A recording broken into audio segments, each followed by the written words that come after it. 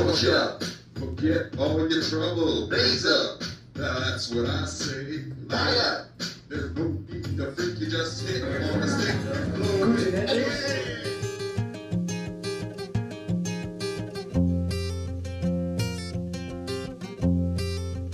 Check this out.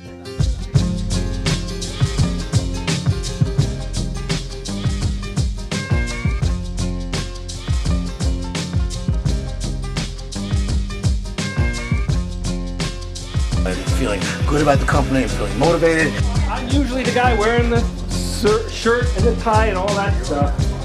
What I wanted to wear was a t-shirt belongs to my good friend, Rob Van Dam. Hey! John, you're such a punk. Rob Van Dam, 420. I just smoked your ass!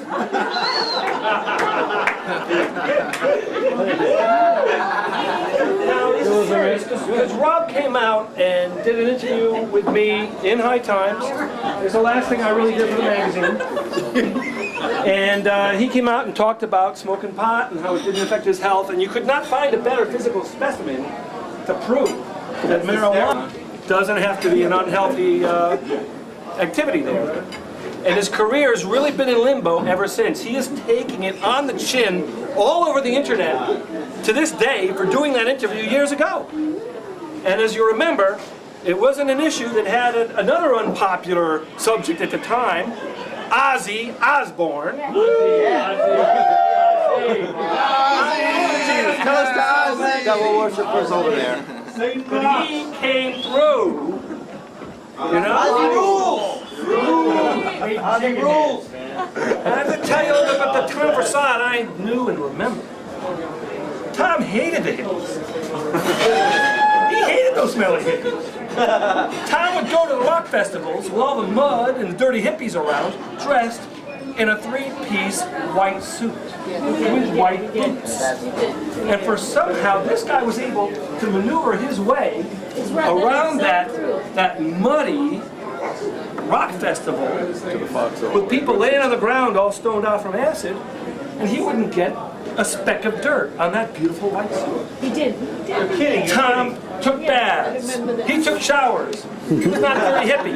He put Johnny Rotten on the cover of High Times. He put Debbie Harry on the cover of High Times. So I just wanted to toast.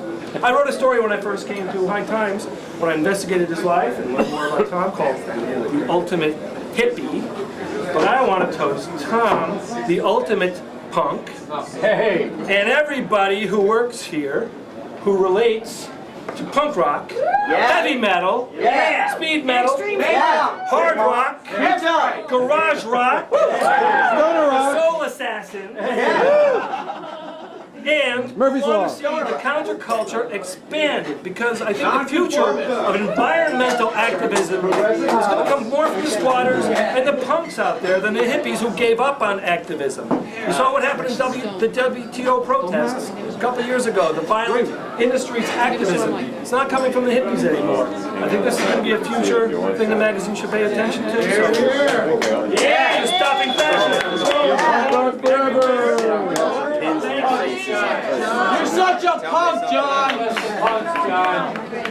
You know, like that cat's a brother, you're a brother, everybody in the world's a brother. And we gotta get it together. Ghost writers and contactors. Charlie Manson. That's how.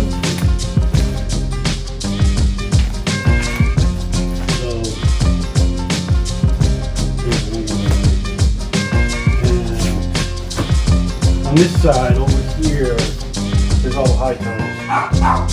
So, in my opinion, marijuana, I couldn't communicate. I was physically abused as a child. I couldn't really socialize.